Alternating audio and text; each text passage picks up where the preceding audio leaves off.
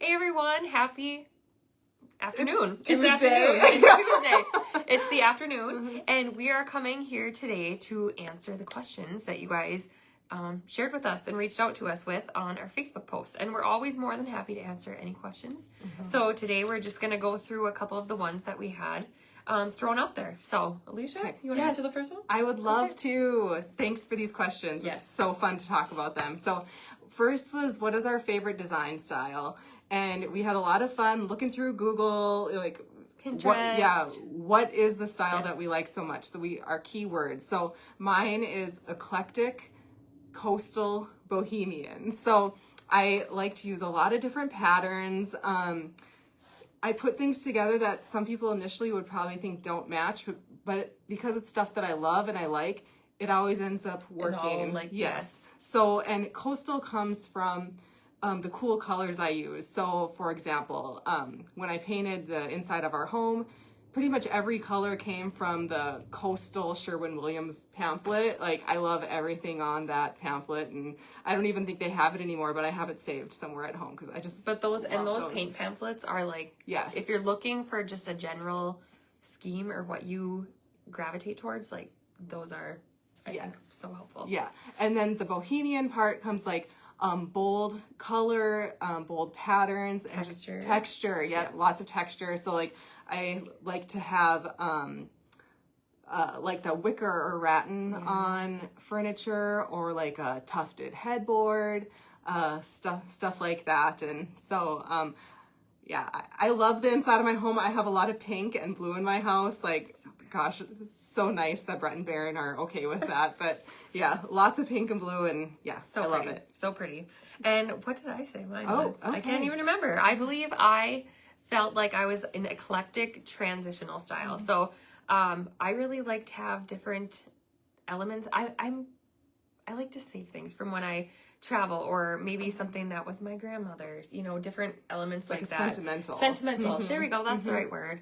And then I also really still have some of like the more traditional lines, textures, that kind of thing, beadboard, and then just having those fun pops of color and like the cozy comfiness too. Yeah. I don't know. I'm struggling with words today. No, it makes sense. But so we have an amazing blog post that Alicia has put together here that she'll share that have some of our styles and then some links to a couple images that we felt. It'll be linked in the comments right after we're done posting here. So you can check that out after you're done watching us. And so another one of our questions was, what's your favorite trend right now? What's your favorite trend?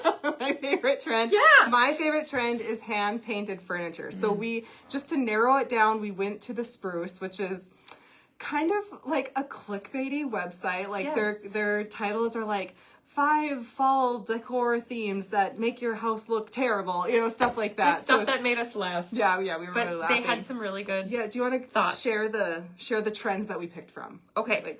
These were the ones. Okay. Yes. So these were the design trends that, like Alicia said, the Spruce for the fall.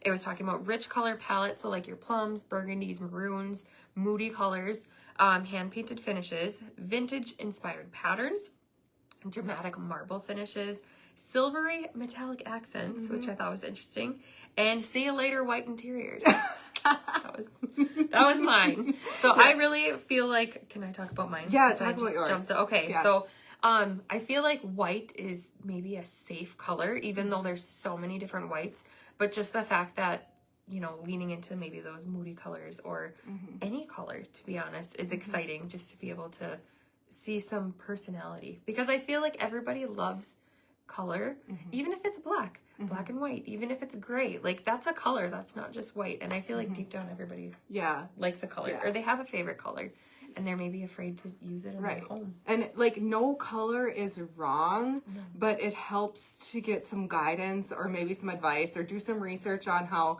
this maybe will look in a north facing room versus a south, because all of the colors have undertones, and that's just a whole nother can of worms.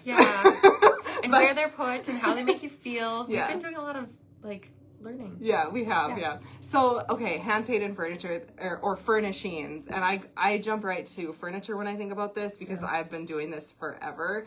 But just to make something look more personalized or, I just love that. Something handmade rather than like picking all of your end tables in your living room from one set in Slumberland. Like, mix it up a little bit, like go to a junk market or something if you don't want to do it yourself. A flea market, like those junk markets. Or get one so from cool. Slumberland that you like, and then find one that has the same color hardware or the same shape, or something like that, and put them together that way. Exactly. And okay, I just have to comment on the silvery metallic accents, and because you seem very surprised about this trend, but I have been talking about chrome hardware from the mountaintops for like ever, because I just think chrome is like a timeless thing.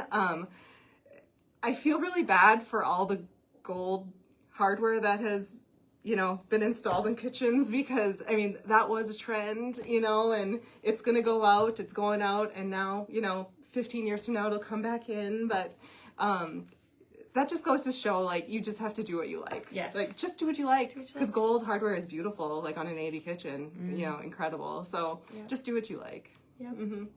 So one of our other questions we had was, what color would be your choice for a stucco house, light or dark? Great question. Great question. We love stucco homes. They're beautiful. They're so cool. Yeah. They have so much unique character with like the brush strokes of the mason's trowel. Like, so cool. What would you do? I would do light. I would do light.